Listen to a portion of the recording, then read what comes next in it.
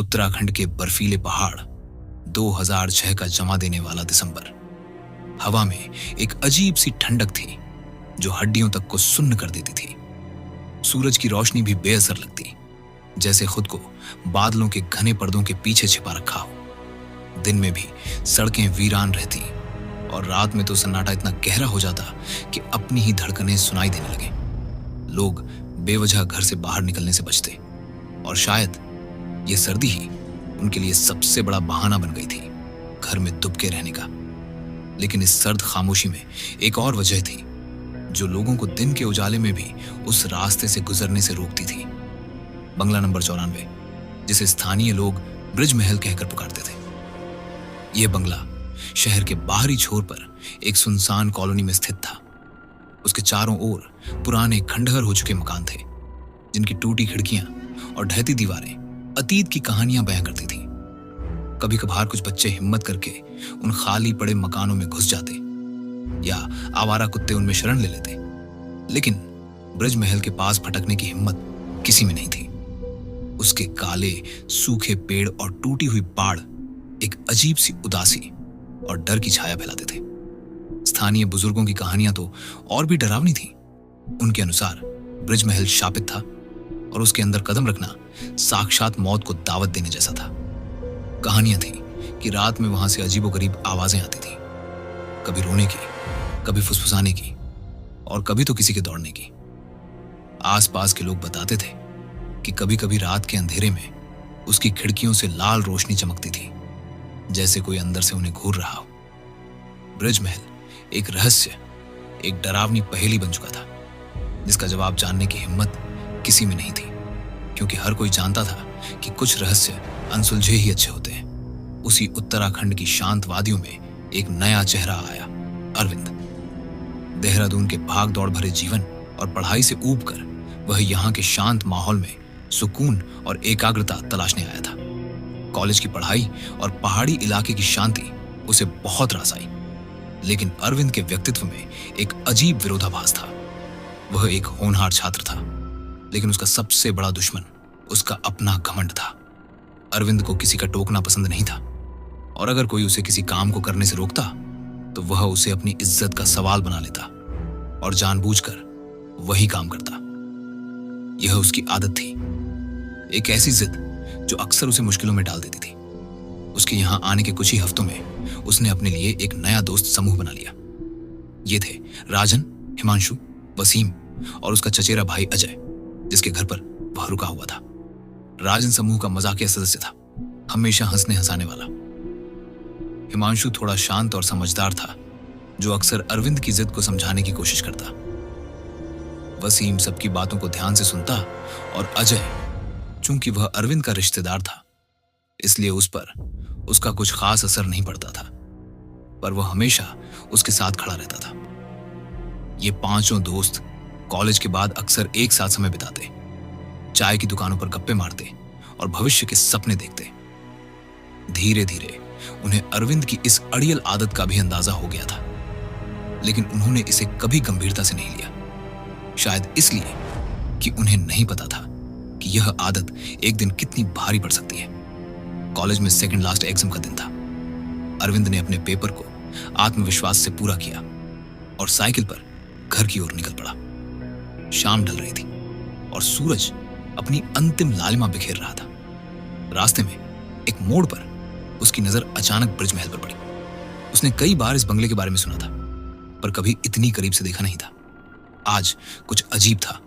उसने देखा कि अंदर की ओर टूटी हुई खिड़कियों के ठीक नीचे 3 आदमियों की धुंधली आकृतियां खड़ी थीं। वे धीमी आवाज में कुछ बात कर रहे थे, जैसे कोई गुप्त योजना बना रहे हों।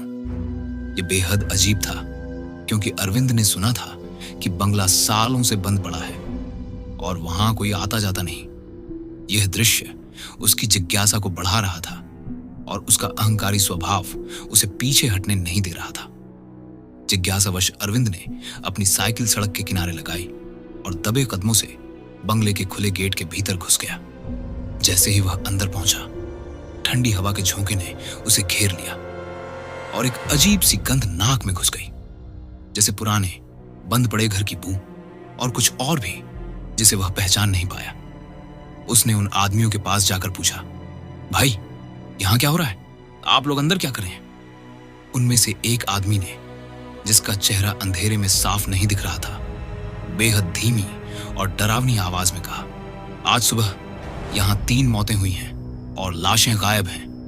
उसकी आवाज में एक अजीब सा कर्कशपन था और उसका पंजाबी गढ़वाली मिलाजुला लहजा अरविंद को ठीक से समझ नहीं आया, लेकिन इतना जरूर समझ आया कि यहां कुछ भयानक गड़बड़ है। लाशें गायब हैं? अरविंद ने मन ही मन दोहराया। उसके रोंगटे खड़े हो गए। उसने बिना कुछ और पूछे तेजी से वहां से निकलने का फैसला किया। उस क्षण उसका घमंड भी कुछ पल के लिए शांत पड़ गया था और केवल डर बचा था। वह वापस अपनी साइकिल पर चढ़ा और जितनी तेजी से हो सका घर की ओर पैडल मारता रहा। घर लौटते समय अरविंद की मुलाकात पास की चाय की दुकान पर अपने दोस्तों से हुई। उनका रोज का अड्डा था वह दुकान। हिमांशु, राजन, वसीम और अजय पहले से ही वहां बैठे चाय की चुस्कियां ले रहे थे। अरविंद ने आते ही सारा किस्सा सुनाना शुरू कर दिया। उसकी आवाज में अभी भी थोड़ी घबराहट थी। उसने बताया कि कैसे उसने ब्रिज महल के अंदर 3 आदमियों को देखा और कैसे उन्होंने उसे लाशों के गायब होने की बात बताई। उसके दोस्त पहले तो अवाक रह गए, फिर राजन और वसीम जोर से हंसने लगे। अरे पागल, वो बंगला तो सालों से बंद है, वहां कौन रहेगा? राजन ने हंसते हुए कहा। हिमांशु ने भी मुस्कुराते हुए कहा, शायद तुमने कुछ गलत देख लिया होगा अरविंद, वह तो हॉन्टेड जगह है, वहां कोई नहीं जाता। लेकिन अरविंद के कान पर इन बातों का कोई असर नहीं हुआ। इसके बजाय उसकी पुरानी जिद फिर से जाग उठी। उसका घमंड सिर चढ़कर बोलने लगा। मैं झूठ नहीं बोल रहा हूं, उसने तैश में आकर कहा। राजन और वसीम ने यह देखा और एक मौका पाकर उसे और उकसाया, तो जा साबित कर कि वहां कुछ है। अगर तू रात को अंदर गया और सकुशल वापस आया तो हम मान लेंगे, पूरे इलाके का हीरो बन जाएगा। वसीम ने मजाक में कहा। उसकी आंखों में शरारत थी। अजय और हिमांशु ने उन्हें रोकने की कोशिश की। अरे कैसी बातें कर रहे हो, यह मजाक नहीं है। लेकिन अब बहुत देर हो चुकी थी। अरविंद का अहंकार चरम पर पहुंच चुका था। उसे यह बात नागवार गुजरी कि उसके दोस्त उसकी बात पर विश्वास नहीं कर रहे थे। ठीक है, मैं जाऊंगा, आज रात ही जाऊंगा, उसने चुनौती स्वीकार करते हुए कहा। उसके दोस्त जानते थे कि एक बार जब अरविंद कुछ ठान लेता है तो उसे रोकना नामुमकिन हो जाता है। उन्होंने एक दूसरे की ओर देखा। उनके चेहरों पर चिंता की लकीरें उभर आईं। रात करीब 8:30 बजे का समय था। दिसंबर की ठंडी हवा और भी तेज हो चुकी थी। पेड़ों के पत्ते सरसराते हुए एक अजीब सी धुन बजा रहे थे।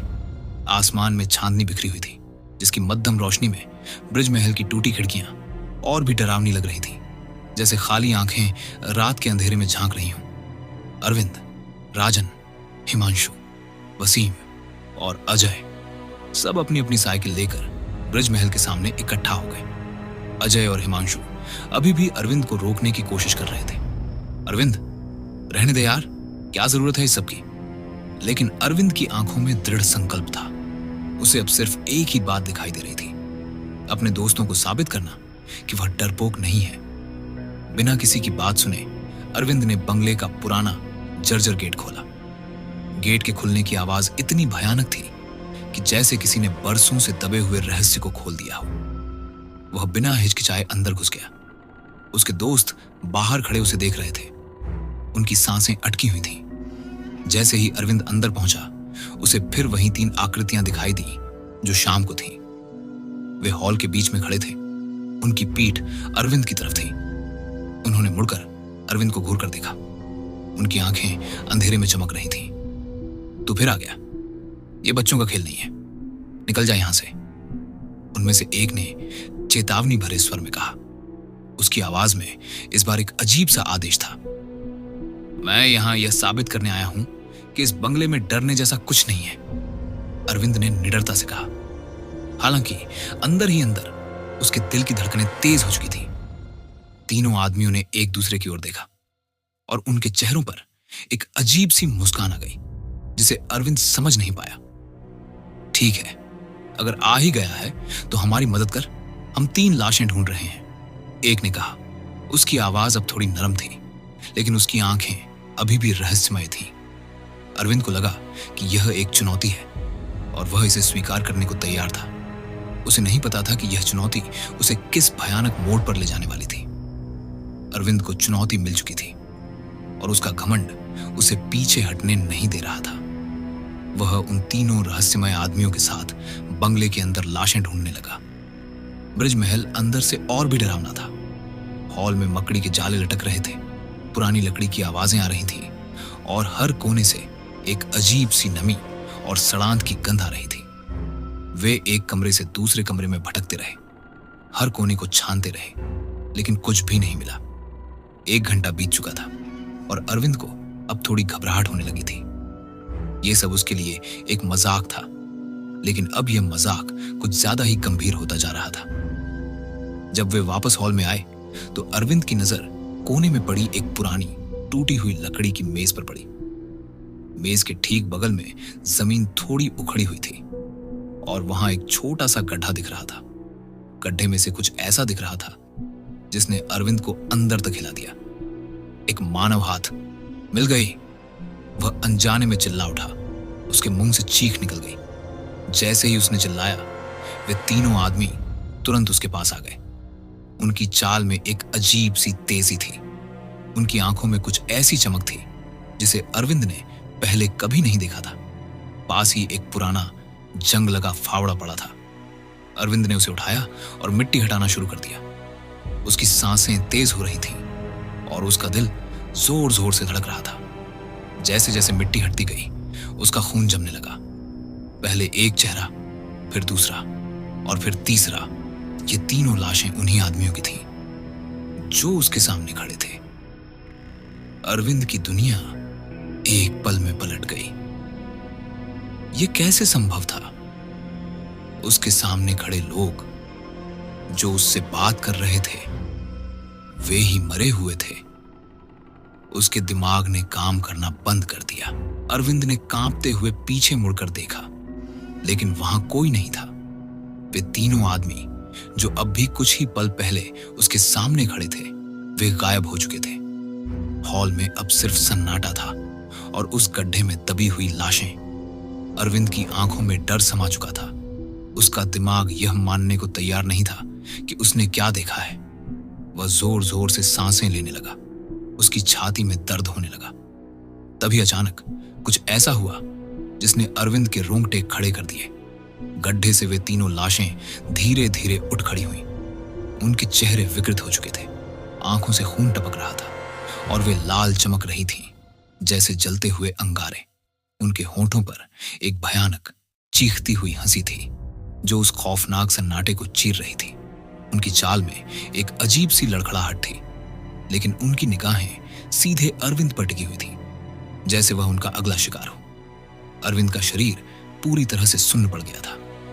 वह अपनी जगह से हिल भी नहीं पा रहा था। उसे लगा कि वह किसी बुरे सपने में फंस गया है, लेकिन यह हकीकत थी। एक लाश ने पास पड़ा फावड़ा उठाया, वही फावड़ा जिससे अरविंद ने अभी अभी मिट्टी हटाई थी। उसने फावड़ा उठाकर अरविंद की ओर बढ़ना शुरू किया। उसके चेहरे पर एक भयानक मुस्कान थी। अरविंद ने देखा कि उसका जीवन अब कुछ ही पलों का बचा है। उसके दिमाग में दोस्तों की चेतावनी गूंज रही थी और उसे अपनी जिद पर बेहद अफसोस हो रहा था। उसने हिम्मत बटोरी और दरवाजे की तरफ भागा, लेकिन दरवाजा बंद था। उसने जोर जोर से दरवाजे को खींचना शुरू किया, अपनी पूरी ताकत लगाकर, लेकिन दरवाजा टस से मस नहीं हुआ। लाशें अब उसके बहुत करीब आ चुकी थी और उनकी सांसों की आवाज उसे साफ सुनाई दे रही थी। फावड़ा ऊपर उठा और अरविंद ने अपनी आंखें बंद कर ली, मौत का इंतजार करते हुए। जैसे ही फावड़ा अरविंद के ऊपर गिरने वाला था, अचानक दरवाजा धड़ाम से खुला। एक तेज रोशनी अंदर फैली और अरविंद ने महसूस किया कि किसी ने उसे अपनी ओर खींचा है। उसकी आंखें खुली और उसने देखा कि पुलिस अधिकारी अंदर घुस रहे थे। उनके पीछे उसके दोस्त भी थे, राजन, हिमांशु, वसीम और अजय। उन्होंने अरविंद को जमीन पर बेहोश पाया। उसके दोस्त तुरंत उसके पास आए और पुलिस ने कमरे में तलाशी शुरू की, लेकिन वहां कोई नहीं था। न तो कोई लाश, न कोई फावड़ा और न ही वे तीन रहस्यमय आदमी। सब कुछ सामान्य था, सिवाय इसके कि अरविंद बेसुध पड़ा था और उसके दोस्त दहशत में थे। पुलिस ने अरविंद को उठाया और उसे बाहर ले गए। थोड़ी देर बाद जब उसे होश आया तो उसने कांपते हुए पूरी घटना बताई। उसकी आवाज लड़खड़ा रही थी और उसकी आंखों में अभी भी वही डर था। पुलिस अधिकारी ने उसकी बातों को ध्यान से सुना। उनके चेहरों पर एक अजीब सी गंभीरता थी। बेटा, यह जगह सच में श्रापित है, उनमें से एक बुजुर्ग अधिकारी ने शांत स्वर में कहा। सालों पहले इस बंगले में एक भयानक घटना हुई थी। 3 सगे भाइयों को यहीं इसी घर में जिंदा जला दिया गया था। तब से उनकी आत्माएं भटक रही हैं और किसी भी घुसपैठिए को जिंदा नहीं छोड़ती। अरविंद ने उनकी बात सुनी और उसे विश्वास हो गया कि जो कुछ भी हुआ वह उसकी कल्पना नहीं थी। वह वास्तव में मौत के मुंह से लौट कर आया था। उसके दोस्त भी हैरान थे क्योंकि उन्होंने कभी इस तरह की कहानियों को सच नहीं माना था। पुलिस अधिकारी ने ब्रिज महल के पीछे की पूरी कहानी सुनाई। कई साल पहले यह बंगला ब्रिज महल नहीं बल्कि एक खुशहाल घर था जहां 3 सगे भाई अपनी मां के साथ रहते थे। वे अपने व्यापार में सफल थे और एक सुखी जीवन जी रहे थे। लेकिन उनकी मां की मौत के बाद उनकी किस्मत ने पलटा खाया। संपत्ति को लेकर तीनों भाइयों में भयंकर लड़ाई शुरू हो गई। वे एक दूसरे के दुश्मन बन गए और उनकी एकता पूरी तरह टूट गई। इस फूट का फायदा उनके चचेरे भाई ने उठाया, जो हमेशा उनकी संपत्ति पर नजर रखता था। एक सर्द रात जब तीनों भाई घर में मौजूद थे, उनके चचेरे भाई ने उन्हें धोखे से एक ही कमरे में बंद कर दिया और बंगले में आग लगा दी। तीनों भाई अंदर ही जिंदा जल गए। उनकी चीखें रात के सन्नाटे को चीरती रहीं, लेकिन कोई उन्हें बचाने नहीं आया। मरने से पहले उन्होंने कसम खाई कि जो कोई भी उनके घर में कदम रखेगा उसे वे नहीं छोड़ेंगे। वे अपनी मौत का बदला लेने के लिए भटकते रहेंगे।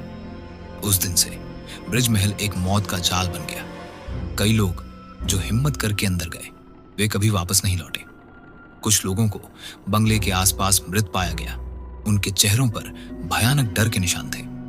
स्थानीय लोगों ने बंगले को शापित मान लिया और धीरे धीरे उस इलाके को पूरी तरह से छोड़ दिया। ब्रिज महल एक भयानक प्रतीक बन गया, एक ऐसी जगह जहां अतीत की आत्माएं आज भी भटकती हैं, अपने बदला लेने का इंतजार करती हैं।